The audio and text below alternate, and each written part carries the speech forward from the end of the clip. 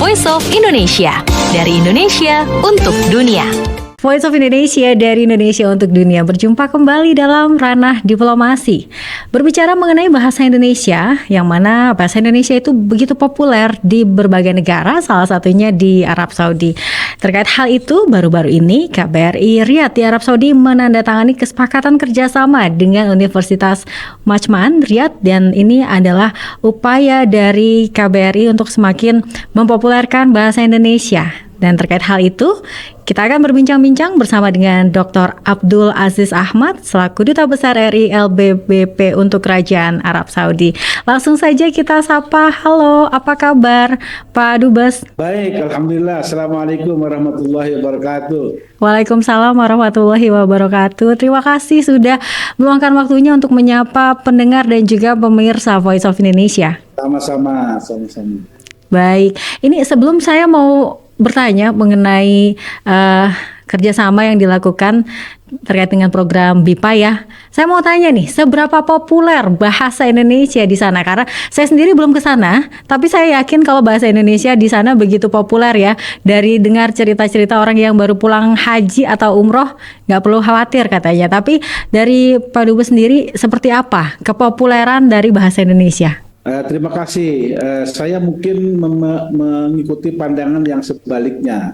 Setelah selama kurang lebih 1,5 tahun bertugas di sini, melihat saya khawatir justru dengan bahasa Indonesia. Karena apa? Karena bahasa Indonesia di sini hanya dikenali pada saat kita mau ke pasar saja. Ke pasar itu pasar tradisional. Kalau di Mekah itu ada pasar namanya Kakiyah, di Jeddah itu ada pasar namanya pasar Balad ya, Balad atau Corniche. Nah kalau di sana memang bahasa Indonesia itu banyak digunakan, tetapi oleh para penjajah ini, penjaga toko ya. Makanya di sana di Jeddah misalnya ada toko namanya Ali Murah. Ya. Segalanya murah gitu, dan yang biasanya berbicara bahasa Indonesia itu adalah para penjaga toko ya, yang banyak sekali diantaranya orang-orang dari Bangladesh, kadang-kadang dari Pakistan. Nah, orang Arabnya sendiri sedikit sekali yang mengenal dan bisa atau mau bercakap-cakap dalam bahasa Indonesia. Ini yang menurut saya mengkhawatirkan. Karena apa? Karena tambah lama masyarakat Indonesia di Saudi itu tambah banyak. Ya, sebelum COVID memang jauh lebih banyak dibanding sekarang. Tapi sekarang sesudah COVID hilang, jumlah masyarakat Indonesia kemungkinan besar akan bertambah. Kalau kita ingat bahwa jumlah jemaah haji saja sekarang ini 229.000 ya, 229.000. Nah, jumlah orang-orang Indonesia yang melaksanakan umroh setahun lalu sampai sekarang ini itu lebih dari 1.500.000 orang. Ya, itu jumlah yang sangat besar. Tetapi yang saya prihatinkan justru di dalam proses-proses pemberian fasilitasi maupun pelayanan kepada masyarakat Indonesia, sangat-sangat sedikit orang Saudi yang menggunakan bahasa Indonesia. Oleh karena itulah saya tergerak untuk lebih mendorong bahasa Indonesia dikenali oleh seluas mungkin masyarakat Arab Saudi. Nah, oleh karena itulah kami berpikiran agar bahasa Indonesia tidak hanya dipromosikan oleh Kedutaan Besar Republik Indonesia atau Konsulat Jenderal Republik Indonesia, tetapi justru diselenggarakan oleh orang Saudi sendiri.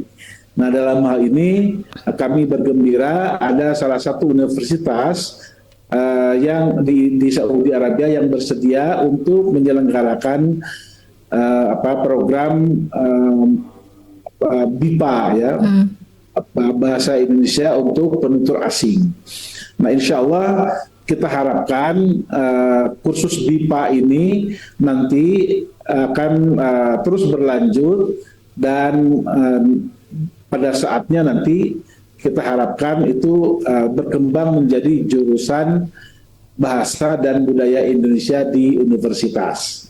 Oke. Nah, kenapa ini penting? Karena saya melihat hubungan Saudi dengan Indonesia itu sangat lama sekali, dan banyak sekali ulama-ulama Indonesia yang dihasilkan dari tanah suci. Ya, sebut saja yang paling terkenal itu adalah Syekh Nawawi Al-Bantani, ya, yang mengarang ratusan kitab. Ya, dan itu menjadi diantaranya menjadi standar internasional. Itu didikan dari Mekah, ya. Nah, kemudian ada juga misalnya Syekh Mahfud At-Tarmasi. Nah, di sini kitabnya, bukunya itu dijual. Ya, ada 2 jilid buku Syekh Mahfud At-Tarmasi dijual, tapi tidak banyak orang tahu kalau Syekh Mahfud At-Tarmasi itu orang Indonesia. Oh. Inilah tantangan yang harus kita jelaskan kepada masyarakat Saudi bahwa orang Indonesia itu sudah memberikan kontribusi tetapi tidak banyak dikenal. Nah, sebaliknya saya kira orang Indonesia juga mengenal Saudi hanya sekedar ada Mekah dan Madinah, ya. Mungkin bahasa Arab bisa, tapi mengenal kebudayaan Saudi secara mendalam itu menurut penglihatan kami juga masih belum banyak dilakukan oleh masyarakat Indonesia. Nah, kita akan memulai dari KBRI untuk memperkenalkan lebih banyak lagi bahasa dan budaya Indonesia kepada masyarakat luas Saudi Arabia. Oke, baik. Nah, ini kalau namanya bahasa Indonesia penutur asing pastinya untuk masyarakat Arab Saudi. Tapi ada sasaran khusus nggak, Pak? Misalkan apakah khusus mahasiswa atau kalangan-kalangan tertentu atau seperti apa, Pak? Ya, target kami itu pertama adalah mereka yang memberikan pelayanan kepada orang Indonesia, kepada jamaah haji maupun kepada jamaah umroh, ya. Itu target yang paling kita sasar. Tapi yang kedua, kami juga menargetkan mahasiswa. Mahasiswa itu supaya di antara para mahasiswa Saudi itu memiliki concern, ya, concern itu kepedulian, ya, kepedulian kepada bahasa dan budaya Indonesia, karena bahasa Indonesia itu digunakan oleh lebih dari 280 juta orang. Nah, padahal jumlah seluruh orang Arab digabung jadi satu, itu nggak jauh-jauh beda, itu paling 300-an juta gitu. Jadi bahasa Indonesia itu adalah bahasa yang digunakan sangat luas. Problemnya di kita adalah bahasa Indonesia memang mungkin belum begitu gencar, ya, disosialisasikan dan difasilitasi untuk dipahami dan digunakan oleh lebih banyak lagi masyarakat internasional. Oleh karena itu, langkah ini akan menjadi langkah perdana bagi kami, ya, untuk merintis kesadaran baru di kalangan mahasiswa Saudi bahwa Indonesia adalah negara Muslim penting, bahasa Indonesia juga adalah bahasa yang penting, dan kebudayaan Indonesia juga adalah kebudayaan sangat penting untuk mereka ketahui. Oke. Nah, kami tahu bahwa minat mahasiswa Saudi ke Indonesia itu sangat kecil. Sampai sekarang jumlah mahasiswa Saudi di Indonesia paling-paling, ya, sekitar 200-an orang saja. Gitu. Nah, kami berharap nanti dengan pengembangan bahasa Indonesia dan juga pengembangan kelas-kelas internasional di universitas-universitas di Indonesia yang menggunakan bahasa Inggris, akan lebih banyak lagi orang Saudi yang datang dan mendalami bahasa dan budaya Indonesia. Oke, baik. Nah, ini kalau ini merupakan perdana, sebelumnya bagaimana masyarakat di sana belajar bahasa Indonesia, Pak? Baik yang pedagang-pedagang di pasar atau yang lain-lainnya? Mereka umumnya belajar dari mulut ke mulut saja. Dari mulut ke mulut ya. Jadi, jadi mereka belajar otodidak lah, begitu Otodidak. ya. Nah, memang sudah sejak lama memang baik KBRI maupun Konjen Konsulat Jenderal di Jeddah itu menyelenggarakan kursus bahasa Indonesia untuk penutur asing. Tapi pada umumnya itu pesertanya sangat sedikit ya, dan mungkin begitu selesai itu tidak ada kelanjutannya ya. Selesai kursus bisa tingkat pertama, tidak ada kelanjutannya tingkat kedua, sampai ke advance. Nah, kami harap ke depan dengan program ini kami berharap nanti para mahasiswa Saudi itu juga dapat mendalami bahasa-bahasa sastra, ya, bahasa sastra Indonesia. Jadi sastra Indonesia itu didalami oleh mereka. Sekaligus juga ini yang penting saya kira tekankan, pengembangan Islam di Indonesia itu sangat unik, ya, dan tidak banyak juga orang Saudi yang mengetahui. Nah, sebagai masyarakat Muslim terbesar di dunia, tidak banyak orang Saudi yang mengenali bagaimana Islam berkembang di Indonesia, gitu. Dan bagaimana misalnya di masa lalu Indonesia itu pernah menggunakan orang-orang Indonesia pernah menggunakan aksara Arab ya untuk menulis bahasa Indonesia ya. Jadi aksaranya aksara Arab tapi bahasanya bahasa Indonesia. Nah, itu tidak banyak juga orang tahu. Sekarang banyak orang Indonesia yang juga tidak bisa gitu. Saya masih bisa ya menulis aksara Arab tapi dalam bahasa Indonesia. Di aksaranya Arab ya, tapi bahasanya Indonesia. Gitu. Nah, itu ya. Kalau anak-anak muda sekarang mungkin sudah tidak ada yang mengenal. Iya, ya. Saya juga baru tahu itu, Pak. Ya. Ya. Jadi itulah bagian dari kebudayaan Indonesia yang perlu kita sampaikan kepada masyarakat luas Saudi. Ya. Jadi saya sendiri pernah belajar bahasa Arab. Saya lulusan jurusan bahasa Arab dan pernah juga mengajar bahasa Arab. Tetapi setelah lama tidak saya gunakan dalam kegiatan sehari-hari, bahasa itu lupa, dan perkembangan bahasa sekarang sangat cepat sehingga saya harus adaptasi. Gitu. Jadi daripada salah, saya lebih suka menggunakan bahasa Indonesia. Tujuannya ada dua. Pertama, menghindari kesalahan penggunaan kalimat yang dalam diplomasi biasanya sangat fatal. Kalau salah, ya. Dalam dunia diplomasi kalau salah kata, ya salah penggunaan kata itu bisa fatal, ya. Nah, yang kedua tujuan kedua adalah membiasakan orang Arab mendengarkan bahasa Indonesia, nah, supaya mereka juga terbiasa. Nah, ini yang sebetulnya bagian dari diplomasi kami untuk memperkenalkan lebih banyak bahasa Indonesia kepada masyarakat Saudi di sini. Oke, baik. Dan ini tentunya sudah ditunggu-tunggu ya, karena ini diadakannya di universitas secara official juga gitu ya, dan durasi, dan tadi seperti Pak Dubes bilang sudah ada jenjang-jenjangnya gitu ya. Ini bagaimana ini dari respon masyarakat, kemudian juga pemerintah ataupun juga dari universitas. Ini saya yakin nih masyarakat nih pasti banyak yang sudah daftar ya, sudah antusias nih. Ya, kami sudah melihat animo masyarakat Saudi sebetulnya sekarang sudah mulai membaik tentang Indonesia.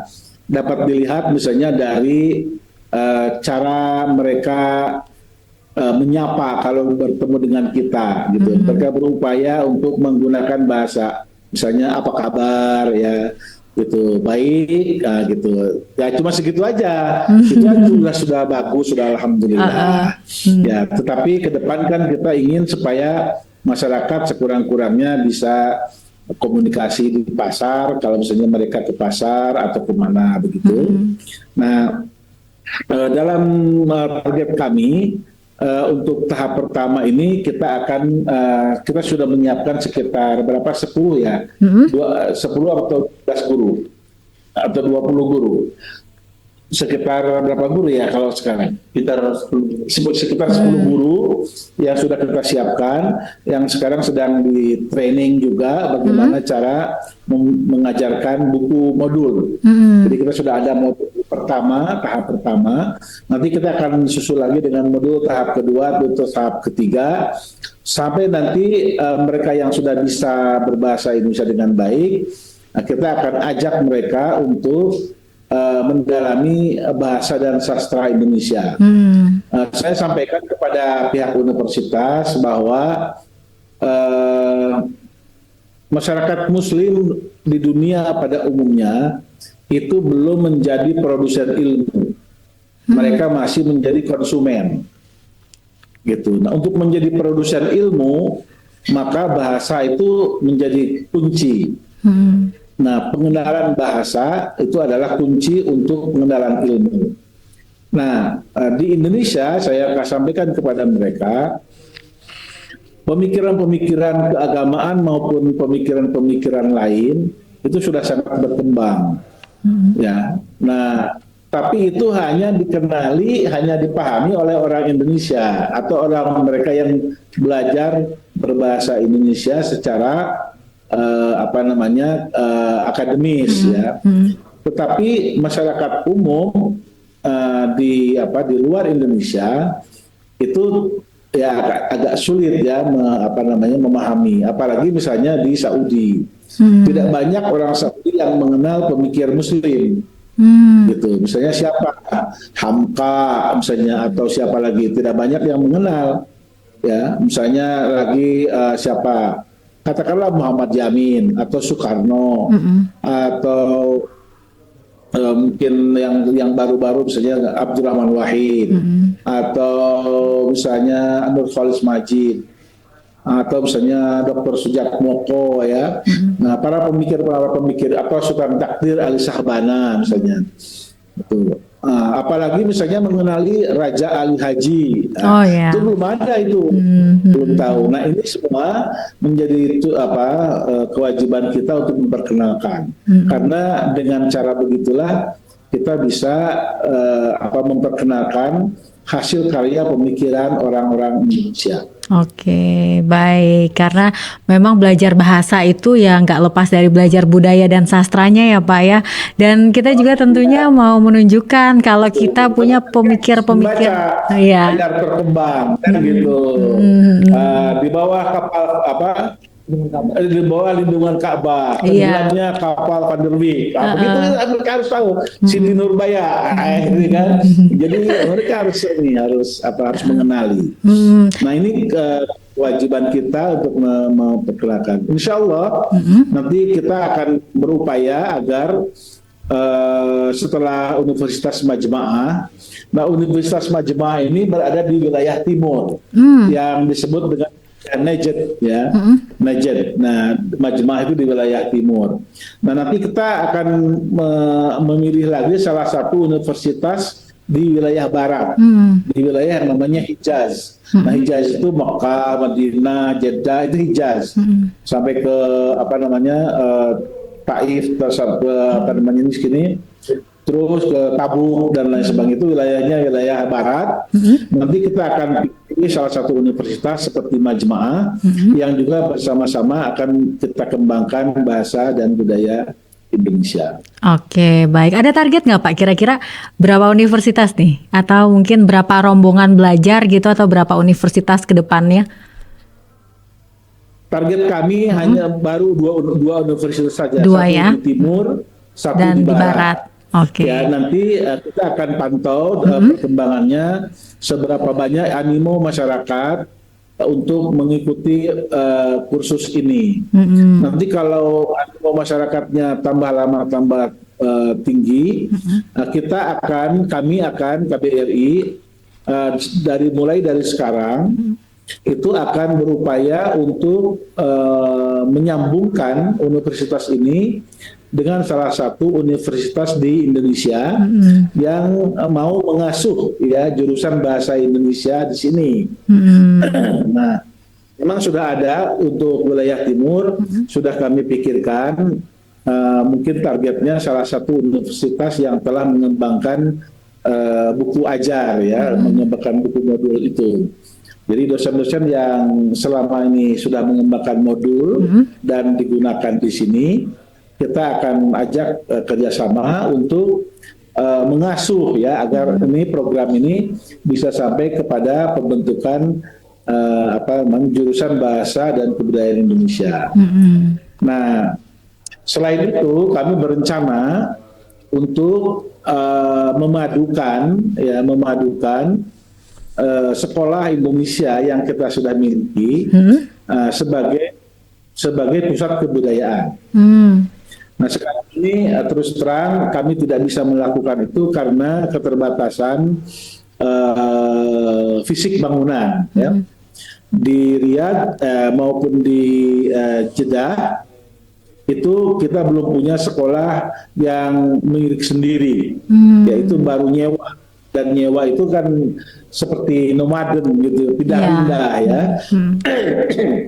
Kalau misalnya uang sewanya besar, itu mungkin bisa memperoleh gedung yang baik. Tapi kalau sewanya stagnan, ya kemudian segala sesuatu naik terus, nah ini nanti gedungnya juga akan tidak memadai.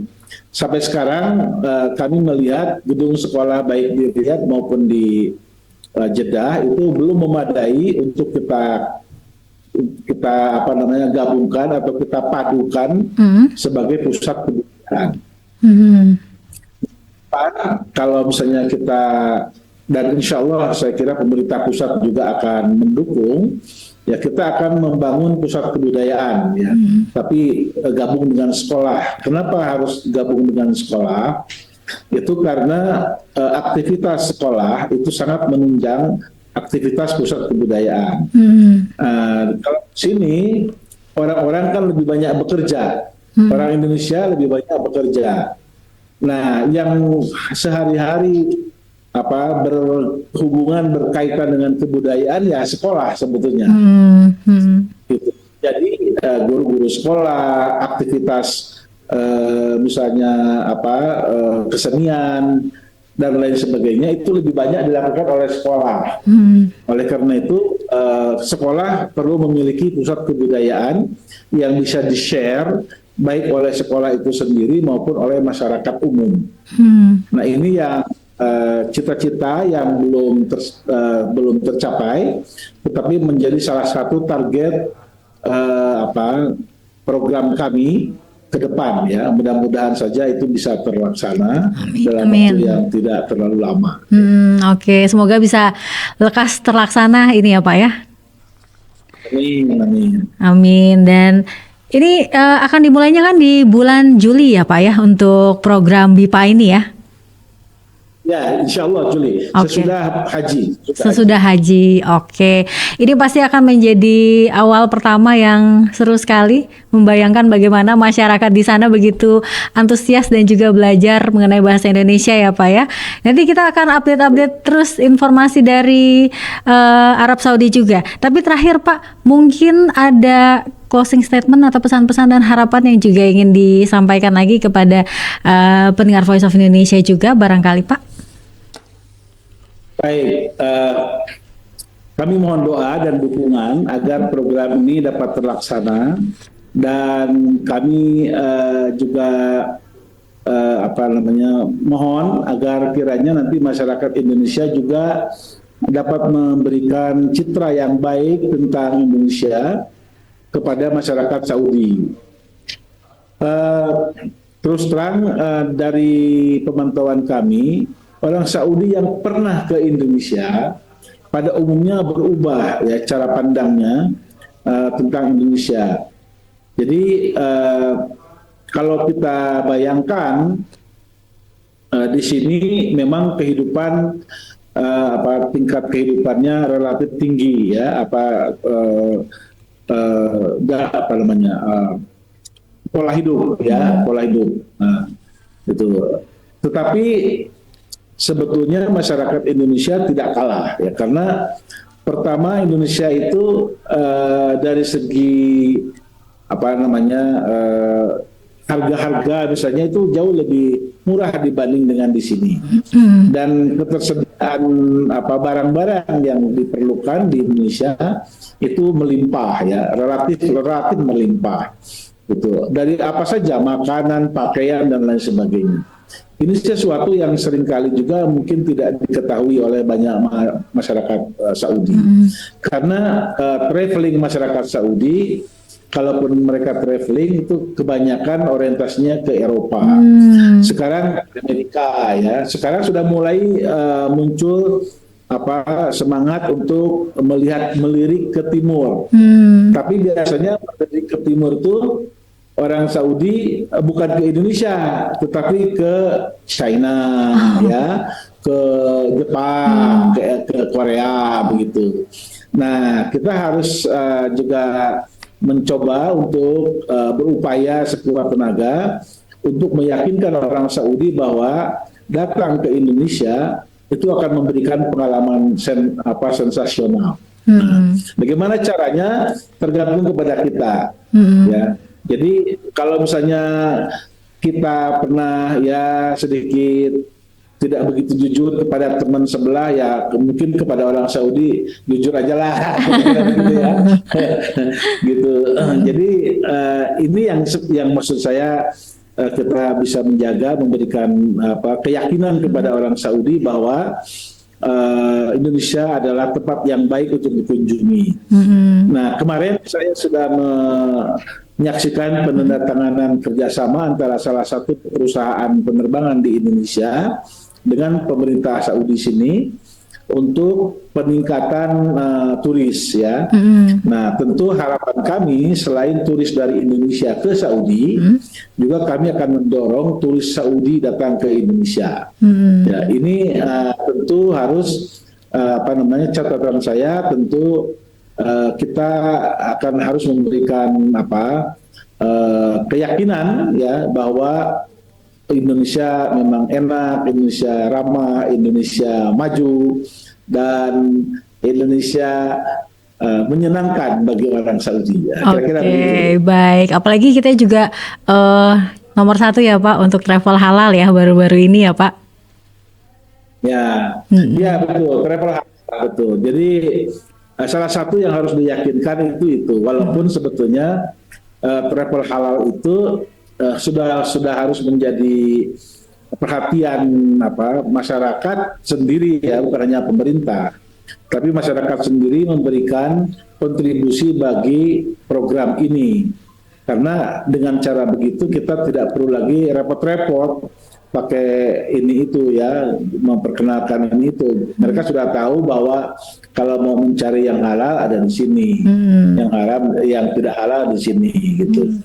Nah, mungkin nanti bukan hanya sertifikat halal, tapi justru ada sertifikat non halal yang paling banyak kan di Indonesia yang non halal, yang halal ya. Yeah. Yang non halal sedikit ya. Yeah. Mungkin bisa dibalik juga sertifikatnya non halal. Tapi sekarang kalau sertifikat halal kita sambut baik. Yeah. Nah, mudah-mudahan cara seperti itu akan lebih banyak lagi orang Saudi yang tertarik untuk datang ke Indonesia dan mengenali bahasa dan budaya Indonesia. Oke, baik. Ini seru sekali perbincangan kita. Semoga upaya baik dari Kedutaan Besar Republik Indonesia di Riyadh untuk memajukan budaya bahasa Indonesia ini bisa segera terwujud ya, Pak Dubes ya. Amin, amin. Amin. Ya, amin. Baik. Saya mohon dukungan dari seluruh masyarakat Indonesia. Baik, sekali lagi terima kasih untuk Duta Besar RI LBBP untuk Kerajaan Arab Saudi, Bapak Dr. Abdul Aziz Ahmad. Terima kasih Bapak. Assalamualaikum warahmatullahi wabarakatuh. Waalaikumsalam warahmatullahi wabarakatuh. Voice of Indonesia, dari Indonesia untuk dunia.